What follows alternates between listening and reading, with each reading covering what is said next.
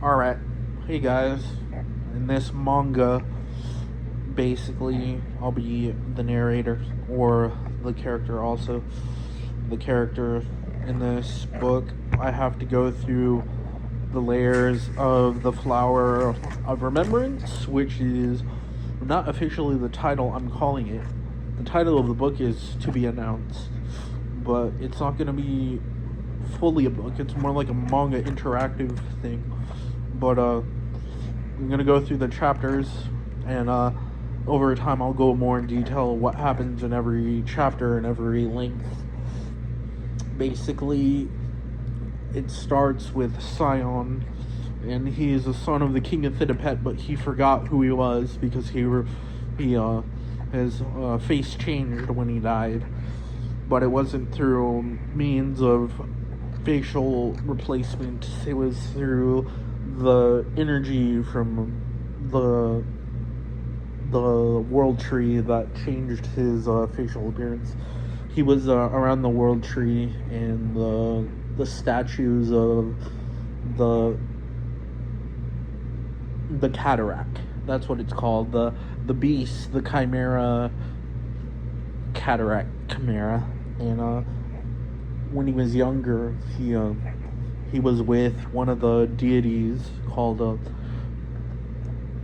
Tectun, or you could call it Terra. Probably the deity Terra. And Terra guided this young Scion through the floating islands of up beyond the citadel. It's in the sky above the world tree. Part of the world tree's design, but not fully there.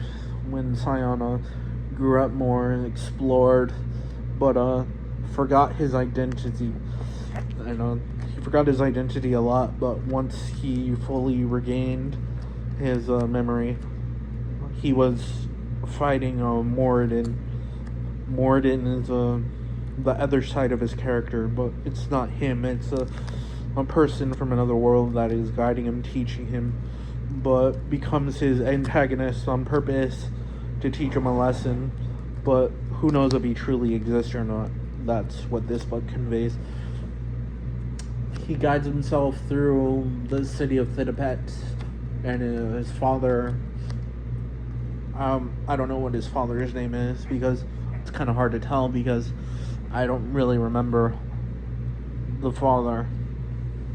But he tricked his son, but he was not tricking his son. He was trying to teach him a lesson, because the Speed Guild was controlling his thought pattern, as well as Tion Kalos, his apprentice. But later on, Scion was going through his mind, was doomed by Oceanus to go to the World Tree and fight the lights, but that was all in his dream. He thought it was real. He thought he escaped the world of the World Tree and gone to a new world, but that was just a false world. It was because his mind was replaced by someone else.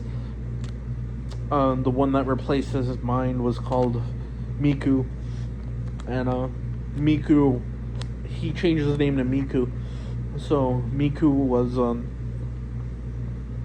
in the world by the Speed Guild and learned how to convey his Speed Guild mask, which is a little bit of a animalistic side of his bones, that his bone force that carried into so not like in Bleach holification. It's a little bit different. It's when you harden your body. It's called squaring through. But Miku,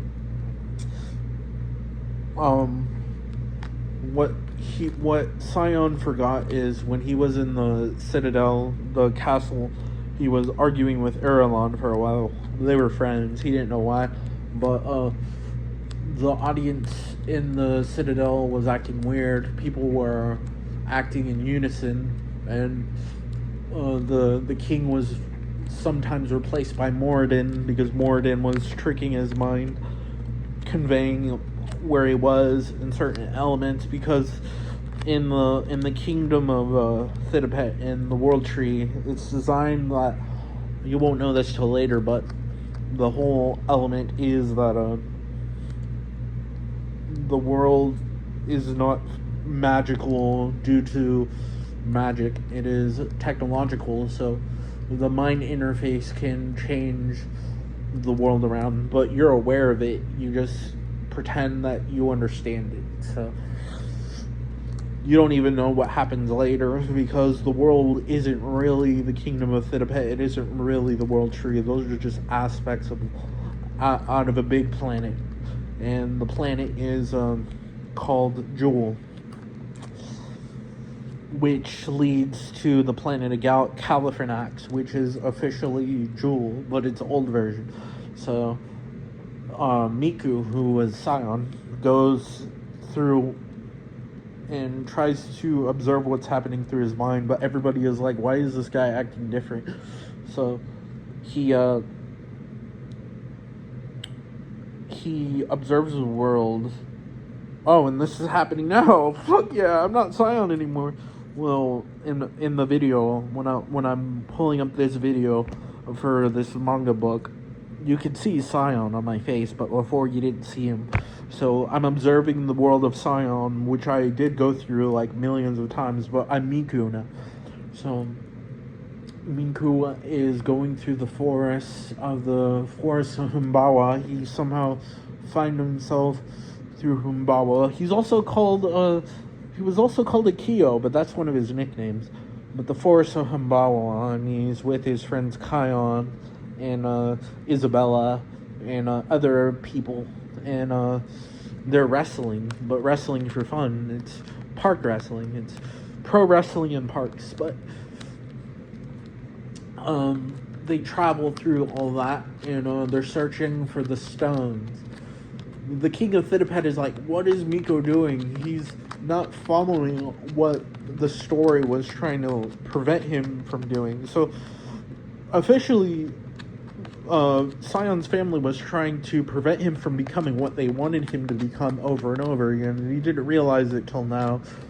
So he goes through the forest Humbawa, destroys the Humbawa beast, but the beast just pretends that he's dead, but he's not actually dead. He becomes a different character later on. But the characters are kind of like related. The gods are related too. There's multiple different deities that have the same official power and the same names, but they're just thwarted in different perspectives to treat the world as more encompassing. It is a grander Proto-Indo-European world that is granted from disposition of multiple selves over time, acquiring bi-regenerational effects. But I'm gonna say that for later, probably a year later, when I can fully expand what exactly is going on with the story. But Miku is captured and taken as a slave on the tower of for the tower. The slave of a beast deity called Urkala, and Urkala wants to build a tower to the heavens, but with his friends they soon escape and thwart the plans of the tower of Urkala. But he didn't know this, but one of the deities that was working with the tower of Urkala had these gems that he wanted to capture. And the gems captured the deities within the stones that soon Miku could use.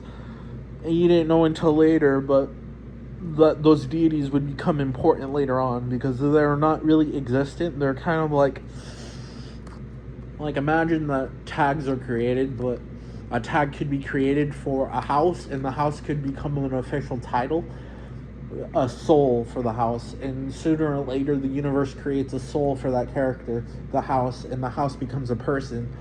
That's how the universe works. Like, a soul can come from a feather and become a person later on, and you can make that work in the tag system because the tag is infinite. It can create anything it wants. So sooner or later, Miku goes by the name of Kyo, or Katsuyo later on, kind of as official drive forms for his character. He he travels with his friends to go and observe the characteristics within the Crystallis, and they go through it and travel through many worlds of, not the World Tree, because the World Tree was cut.